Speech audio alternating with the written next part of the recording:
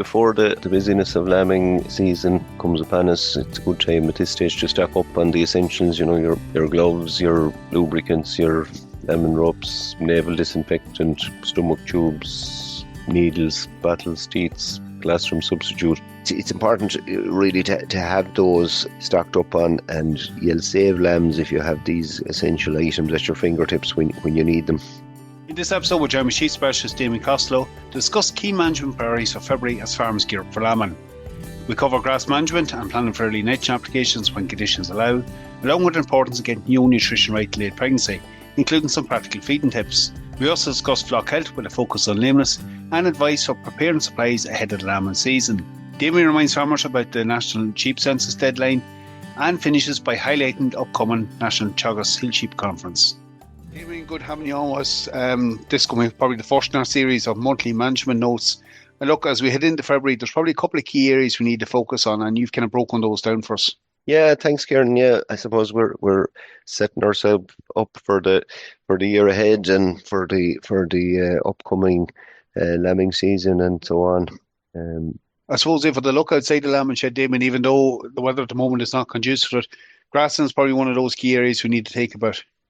It is, and as you say, I suppose with the rain in recent weeks, maybe applying fertilizer, there's a good bit of drying out of the ground is needed on a lot of farms before you could consider going with fertilizer. But nonetheless, probably now is the time to get your fertilizer ordered and have it on hand when you need it. So I suppose when conditions are right, be a good opportunity to get out a little bit of early nitrogen. So obviously the ground conditions have to be right, but you want a soil temperature above 6 degrees in order for growth to take place. And again, look, it's important to keep a close eye on the weather forecast, that you're avoiding spreading in where there's a drop in temperatures or where there's heavy rain expected. So look, you'll get a response to an early bit of nitrogen, and it limits grass growth in the spring if nitrogen supply and if there's a lack of nitrogen in the soil. So if particularly, I suppose, for grass covers that have been closed up for the winter, and where you have a fairly reasonably good soil fertility, you'll get a response to that 15 or 20 units per acre of nitrogen applied from once the conditions are suitable. Obviously, Damian, conditions have to improve, but the key point there would be to have something in the yard that when you do have the opportunity, it'll be there to go. That's exactly it. If it's having it on hand and ready to go when you get the right conditions. I suppose the one thing that we're all looking at the moment, Damian, is late pregnancy, nutrition, getting that feeding management right. What are a couple of key things we need to focus on here? Yeah, again, as you say, look, it is a really important point from your nutrition point of view. If you get the pre-lambing nutrition right, hopefully you'll get good, lively, vigorous lambs that are born at a good, healthy birth weight, and equally you'll have DO lambing down with a plentiful supply of milk. So, generally speaking, we're in most cases we're talking about supplementing whatever forage you're feeding, say silage, along with a good quality concentrate feed. So again, we always stress the importance of a good quality nut or ration, which most people are buying ready formulated. So it's important to have high quality ingredients, your cereals and so on. Lots of people look at the crude protein in terms of, maybe targeting 19-20%, but it's important that soybean it would be the main protein source, because it's the best source of undegradable protein that we have available to us. And again, ideally, I suppose that you're developing a feeding plan then for the last 6 or 8 weeks based on your silage quality. So you need to take a number of silage samples. And again, you're feeding your concentrate in based on the scanned litter size. You can also maybe take into account the lambing date, if rattling was done correctly during the mating season. But it's important then as well to keep a particular eye on body condition. So if there are thinner yawns within your flock, they may need an extra bit of feeding. in practical terms, this can be just moving, say, a few twin-bearing ewes, for example, can be put in on the same feeding regime as the triplet-bearing ewe. So the other thing, I suppose, then is it's important to kind of good feeding management, I suppose, making sure that sheep have enough feed space, whether they're indoors or outdoors, keeping the constant supply of forage in front of them, taking away any refusals. Sheep are selective in what they'll eat, so they'll eat the most digestible material first. So it's no harm once or twice a week to be removing the refused material. Again, making sure the clean water source, cleaning out the drinkers regularly. In terms of the concentrate supplementation, make sure it is introduced in time and step it up gradually in the lead up to lambing.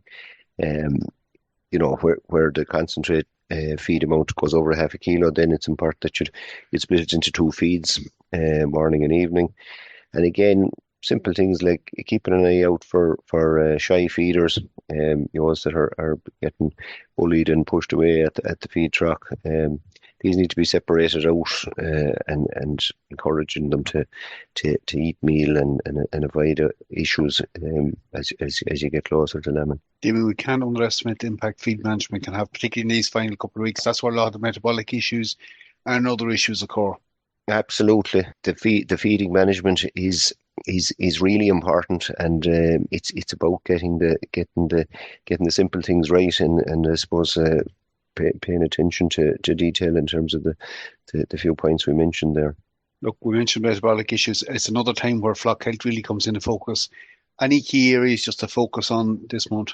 Yeah, look, as always, it's important to keep on top of lameness issues. If you have lame sheep, I suppose they're a source of infection in a house situation, or equally in an outdoor situation where there's sheep are congregating around a hay rack or a feed trucks or that. So important to treat any cases promptly.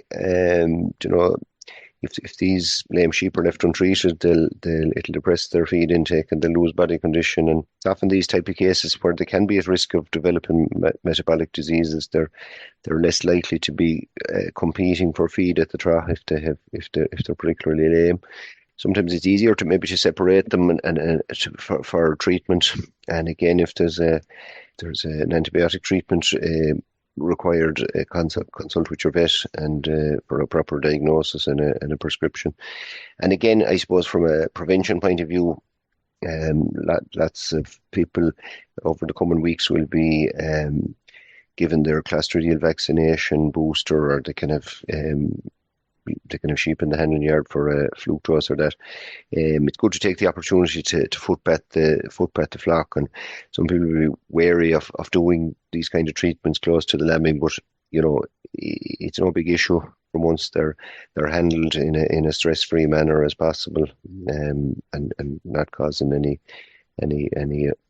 undue stress to the sheep at that stage. But look, always good to keep on top of those things, and again, you don't want to have any of them setbacks as you head in towards lambing, so it's important we keep on top of those. Damian, just in terms of heading into lambing, always a little bit of prep to be done. No harm starting that in time.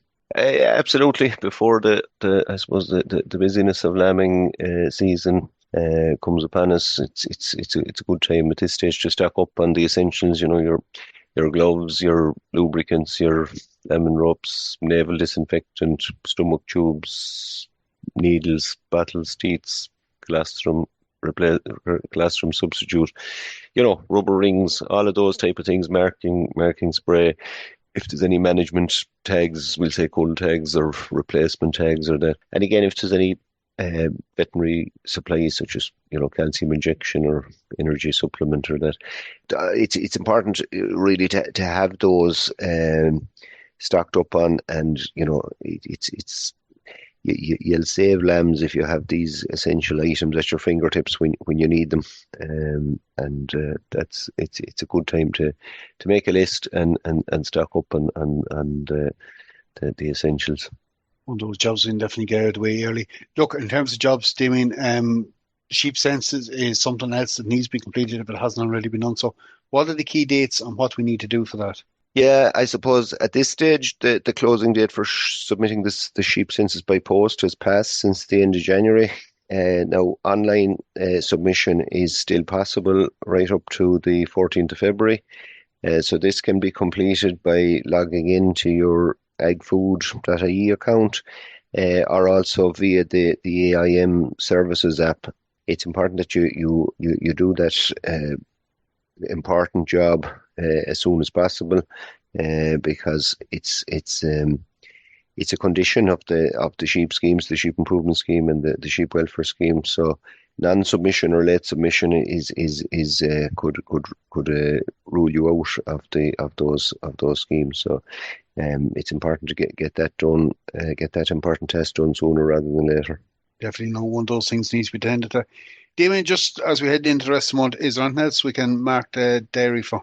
The National Hill Sheep Conference for 2026 is taking place on the Wednesday, the 18th of February at 7 o'clock in the evening. So we're gone to Mayo this year. We would move around the various different hill sheep areas of the country. So we're in the Westport Woods Hotel in County Mayo, and there's a lot more details available through the Teagasc social media channels, and it's also on our website. So if you Google Teagasc Hill Sheep Conference, it'll take you to more information on the Teagasc public website. So that's the 18th of February in Westport. Look, promises to be a good event. Promise to be a good event, and there'll be, as I said, there's more details available online and on the social media channels. Perfect. Look, Damian, good having you on. We can get updates from what you just covered on the Teagasc Daily as well as a host of online information. Thanks very much, Kieran. We'll leave it there for this week's episode. I'd like to thank Damian again for coming on with us. I have included a link in the show notes to a Teagasc Daily article covering a lot of what Damian has discussed in this episode. That's it for me. I'm Kieran Lynch. As always, you can keep up to date with the latest episodes by subscribing and following us wherever you get your podcasts.